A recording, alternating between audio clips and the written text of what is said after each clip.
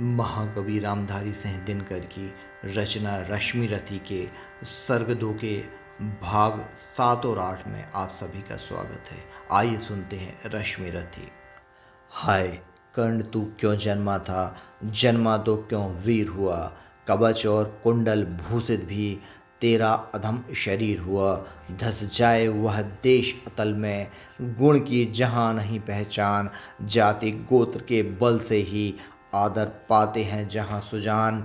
नहीं पूछता है कोई तुम व्रती वीर या दानी हो, सभी पूछते मात्र यही तुम किस कुल के अभिमानी हो। मगर मनुज क्या करे, जन्म लेना तो उसके हाथ नहीं, चुनना जाति और कुल अपने बस की तो है बात नहीं। मैं कहता हूँ अगर विधाता नर को मुट्ठी में भरकर कहीं छींट दे ब्रह्मलोक से ही नीचे भूमंडल पर, तो भी विविध जातियों में ही मनुज यहाँ आ सकता है। नीचे हैं क्यारियाँ बनी तो बीच कहाँ जा सकता है। कौन जन्म लेता किस कुल में, आकस्मिक ही है यह बात छोटे कुल पर, किंतु यहाँ होते तब भी कितने आघात। हाय जाति छोटी है तो फिर सभी हमारे गुण छोटे, जाति बड़ी तो बड़े बने वे रहे लाख चाहे कोटे। गुरु को लिए कर्ण चिंतन में था, जब मग्न अचल बैठा तभी एक विस्कीट कहीं से आसन के नीचे बैठा। वज्रदंष्ट वह लगा कर्ण के, उरु को कुतुर कुतुर खाने, और बनाकर छिद्र मास में मंद मंद भीतर जाने। कर्ण विकल हो उठा, दुष्ट भौरे पर हाथ धरे कैसे, बिना हिलाए अंग कीट को किसी तरह पकड़े कैसे। पर भीतर उस धसे कीट तक हाथ नहीं जा सकता था, बिना उठाए पांव शत्रु को कर्ण नहीं पा सकता था। किंतु पांव के हिलते ही गुरुवर की नींद उचट जाती। सहम गई यह सोच कर्ण की, भक्तिपूर्ण वह बल छाती।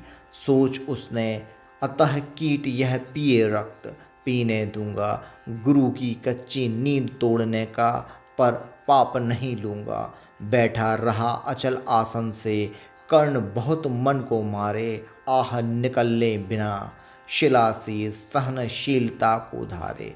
किंतु लहू की गर्म धार जो सहसा आन लगी तन में, परशुराम जग पड़े रक्त को देख हुए विस्मित मन में। कर्ण झपट कर उठा इंगितों में, गुरु से आज्ञा लेकर बाहर किया कीट को उसने छत से उंगली देकर।